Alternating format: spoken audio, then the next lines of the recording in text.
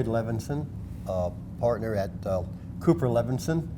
And Lloyd is a gentleman who's been known in the gaming industry for many, many, many years as one of the leading attorneys in this industry. And Lloyd, let's just start off in a really general way. What, from your perspective as an attorney, are some of the big issues that the industry is facing, and maybe some that you are dealing with?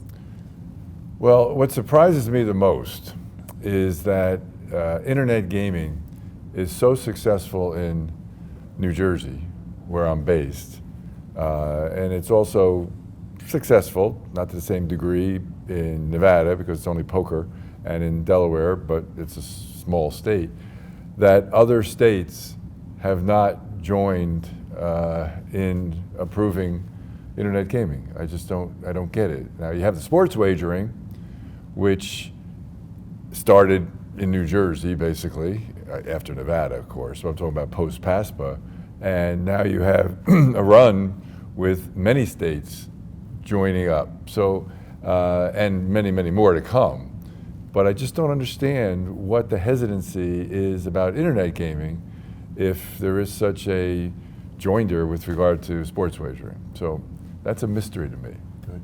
One of the beliefs was that when sports betting is legalized, at least in some states, it will be accompanied by legalizing internet gaming, partly because mobile betting and in-game wagering has become a leading vanguard kind of activity. Yeah, well, Pennsylvania has joined, finally, into the internet gaming world, and I think they will find it's very successful there. So, you know, places like Michigan have put their toe in the water, but cannot seem to get something going. And so I just don't understand why there is this hesitancy, especially in light of sports wagering being approved in so many states. So if you're asking me what the thing I think about a lot, because you know, one of our expertises, if that's a word, is now internet gaming. So obviously it'd be helpful to my business if more states would join in. One of the things that we've seen internationally, Italy, and most certainly Australia, most certainly the UK, is a reining in of a lot of activities involving the gaming industry out of concern for problem gambling. Whether that's the reduction in the amount of money people can bet on the gaming machines and betting shops, whether it's when advertising can run during sporting events. Do you see more of those kinds of regulations making their way into the United States? No, I don't. And it's because I think in a lot of these European countries, in the UK, I think it's become sort of a political type of issue, as opposed to something that is that much of a problem. Sure, I mean, every place that has gambling or sports wagering or internet gaming or whatever, there is going to be a problem gambling component. I mean, there are people who, just like drugs or alcohol or whatever, you know, they're going to have a problem staying away from gambling. But you know, I do think that we've done a great job in America recognizing problem gaming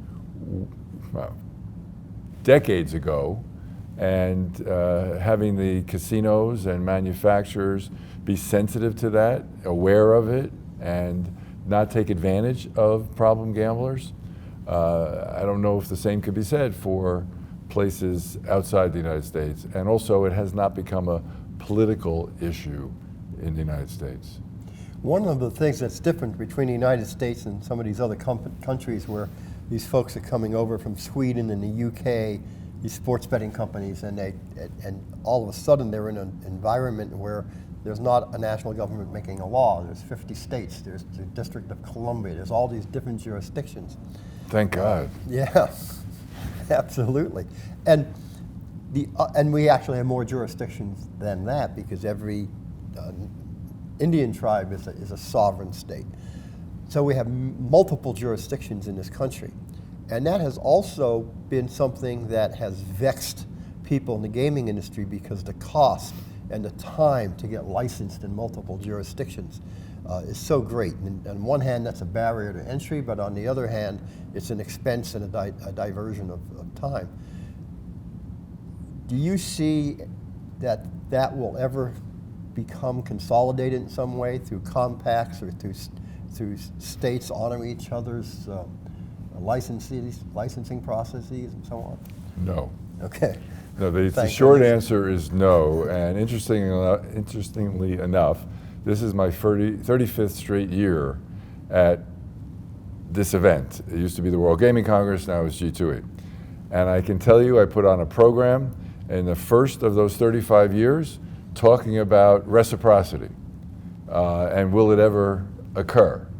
And the most we ever have achieved is the application forms in many states being identical, although they did reserve the right to have supplemental state forms. That's as far as it's gotten. And you know, it's states' rights, it's home rule, it's something that while some states do look at other states for the information or their investigation, it never will end the need for licensure in every place where you want to undergo gambling in the United States. It'll never happen. Now you represent a lot of, I imagine, a variety of clients. Is there a particular issue that is more common to them? You know, mentioned problem gambling before, we mentioned the internet, mentioned licensing. Is there anything that people entering this industry or in the industry need to be more aware of, I guess would be a way to put it?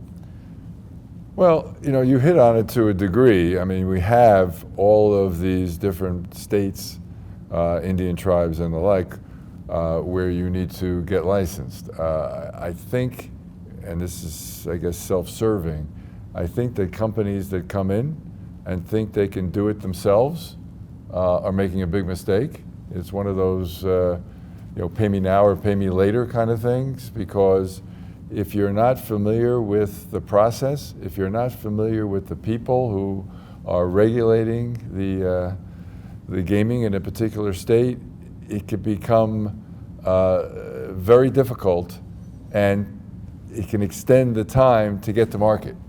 And that's a huge factor, because you know, every month that you are wasting trying to get into the market is a month less than you could be making money. Right. So the right lawyers do make a difference. Have you seen that anywhere? Yeah. It makes sense to me. Technology obviously changes more rapidly every day. And you mentioned the internet. We talked a little bit about mobile and in-game wagering. There are other emerging technological issues. One of them is cashless gaming, biometrics. Are there any particular technology issues that you see arising that, from a legal standpoint? Not that I can think of. You know, the independent testing labs that most states use, and the in-state labs in New Jersey, Pennsylvania, and a few others have now become so intent upon making sure that they are not barriers to entry, that the new technologies are, except for what's it called, blockchain? What's it called? Yeah, blockchain. Yeah, blockchain. I mean, that's going nowhere. And so, but you know, other types of technologies, I think that manufacturers come in to the various labs with, and to the regulators, as long as they are something that could be tested and something that protects the integrity of gaming. I don't think there's any real issues out there. Great. Well, Lloyd, thank you. That's a good overview. Well, thank you, Frank. Well, you got a good lawyer. I understand that's the bottom line message. Ooh, okay, if you say so.